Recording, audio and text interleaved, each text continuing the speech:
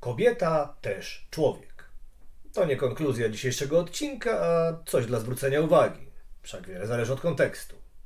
To drugi z kolei solowy odcinek i może właśnie dlatego na warsztat wziąłem pytanie, jak wychować małego feministę? I właściwie po co? Może właśnie po to, żeby łatwiej rwał dziewczyny, bo ta postawa zwiększa randkowe szanse ciapciaków, jak twierdzą złośliwi. I nie będzie wtedy siedział przed mikrofonem sam. Może dlatego, że to po prostu odpowiednia postawa, a może wcale go tak nie wychowywać?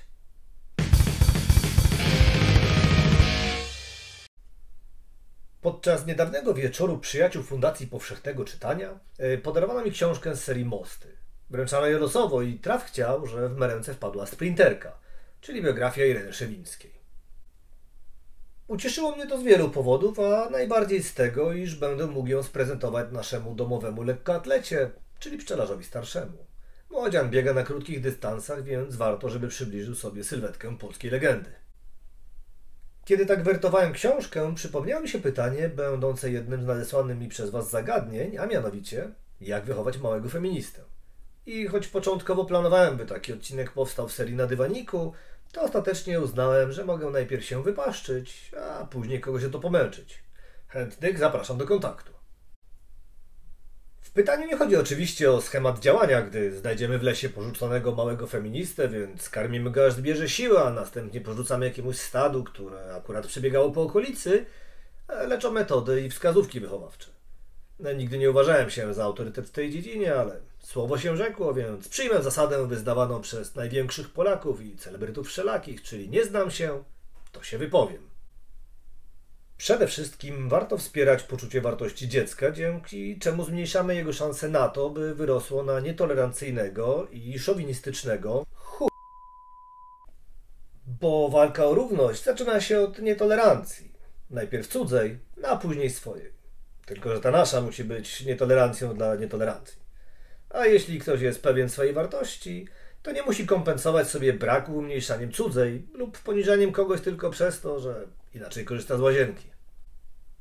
Inną ważną rzeczą jest własny przykład, bo nawet jeśli jedno mówimy, a robimy co innego, to para może pójść w gwizdek. Jasne, lepiej uczyć dobrych postaw, nawet jeśli samemu się tak nie postępuje, bo przecież drogowskaz sam nie musi iść wskazywaną drogą, ale możemy wypaczyć charakter dziecka i wdrukować mu korzystanie z postaw na pokaz. A stąd już tylko krok do stania się kalką polskich polityków, którzy potrafią pięknie mówić i punktować błędy innych.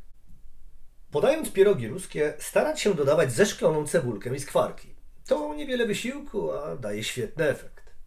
Tak po prawdzie to chciałem tylko Was obudzić, ale faktem jest, że po tak podanym daniu świat wydaje się piękniejszy i łatwiej zadbać o innych. No i musiałem dać jakąś poradę rodem z celebryckich rolek. Kolejny punkt tej listy to pokazanie dziecku, że równouprawnienie to nie są rurki z kremem. Nie ma tu drogi na skróty, ani miejsca na rewanżyzm, czyli skoro ktoś miał gorzej, to teraz inni mają swoje odcierpieć. Bo równać trzeba w górę. Jak brzdąc wie, że to wiąże się z wysiłkiem, dzięki czemu efekty bardziej satysfakcjonują. I tu dochodzimy do odpowiedzi na pytanie pomocnicze, czyli po co wychować dziecko na feministę? Nie wychować na feministę, a na człowieka wrażliwego na cudzą krzywdę i niesprawiedliwość. Po prostu wrażliwego na innych, bez zbędnej nienawiści. Może przecież zamiast pienić się i walić na odlep, uśmiechnąć się, gdy ktoś powie, że feministami są ci, którzy nie mają lepszego pomysłu na podrywanie dziewcząt i pochwalić go za umiejętność tak trafnej diagnozy przyczyn swoich niepowodzeń na płaszczyźnie randkowej. No i przede wszystkim z szeroko rozumianego feminizmu nie można robić sprawy politycznej, bo nie o to w tym wszystkim chodzi. I tu wrócimy do Sprinterki. Czy pani biega dla ustroju? Miał w Montrealu spytać Irenę Szewińską jeden z dziennikarzy. Biegam dla siebie, odpowiedziała nasza mistrzyni. I podobnej odpowiedzi mógłbym udzielić na pytanie, czy wychowujemy syna dla ustroju polityki, czy idei.